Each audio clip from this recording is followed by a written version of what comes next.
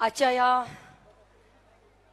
विराट सभेला संबोधित करण्यासाठी आलेले आमचे महाराष्ट्राचे उपमुख्यमंत्री, आमच्या सगळ्यांचे प्रेरणास्थान, श्रद्धास्थान सन्माननीय देवेंद्रजी फडणवीस साहेब, या ठिकाणी उपस्थित आमच्या श्रद्धास्थान आणि सगळ्यांचे संकटमोचक,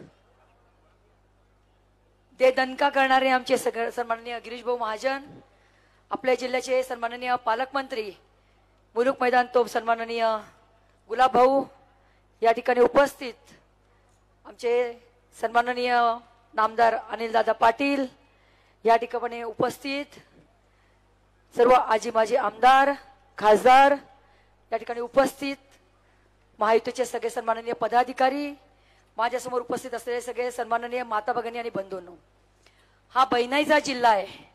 हा आमच्या झाशीच्या राणीच्या पदप्रश्नाने पावन झालेला हा जिल्हा आहे. हा आमचा संत सखाराम महाराजांचा जिल्हा आहे. हा आमचा संत मुक्ताईचा जिल्हा आहे.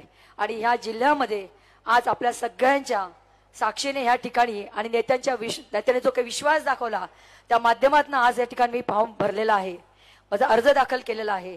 आणि मला विश्वास आहे की जनता ही विकासाच्या मागे धावणारी आहे. काल परवा कोणीतरी मला अबला म्हटलं आणि मला अबला म्हणून माझ्या 10 लाख माता भगिनीचा त्यांनी अपमान केला आहे. आणि हा अपमान करणाऱ्यांना येणाऱ्या 13 तारखेला ही जनता अबला कशी सबला आहे हे दाखवून देण्याचं काम ही माझी जनता त्या ठिकाणी करणार आहे. आपल्या सगळ्यांना विश्वास आहे मोदीजींवर, आपल्या सगळ्यांना विश्वास आहे मोदीजींनी केलेल्या 10 वर्षाच्या कामावर, आपल्याला सगळ्यांना विश्वास आहे मोदीजींनी जे काही रामाचं प्राणप्रतिष्ठा केली त्याच्यावर, आपल्याला सगळ्यांना विश्वास आहे जे 370 कलम रद्द केलं आणि खऱ्या अर्थाने काश्मीरला मोका श्वास निर्माण करून देणाऱ्या मोदीजींवर आपल्याला सगळ्यांना विश्वास आहे. ज्या मोदीजींनी आपल्या सगळ्या गरिबांच्या डोक्यावर छत्र उभारलं, आपल्याला सगळ्यांना विश्वास आहे की हा देश स्वच्छ करण्याचं काम मोदीजींनी केलं आणि त्या विश्वासावर ही जनता आपल्या सगळ्यांना निवडून देईल, हा सगळा मला या ठिकाणी विश्वास आहे.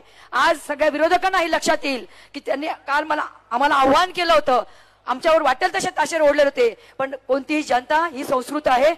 जनतेला कळतं की कोणाच्या पाठीमागे राहायचं आणि कोणाला त्यांचं जागा दाखवून द्यायची.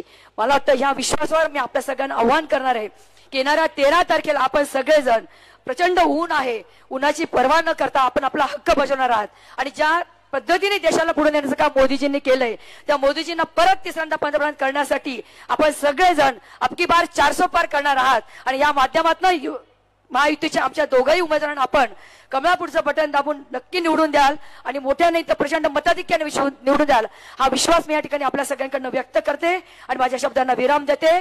जय हिंद, जय महाराष्ट्र.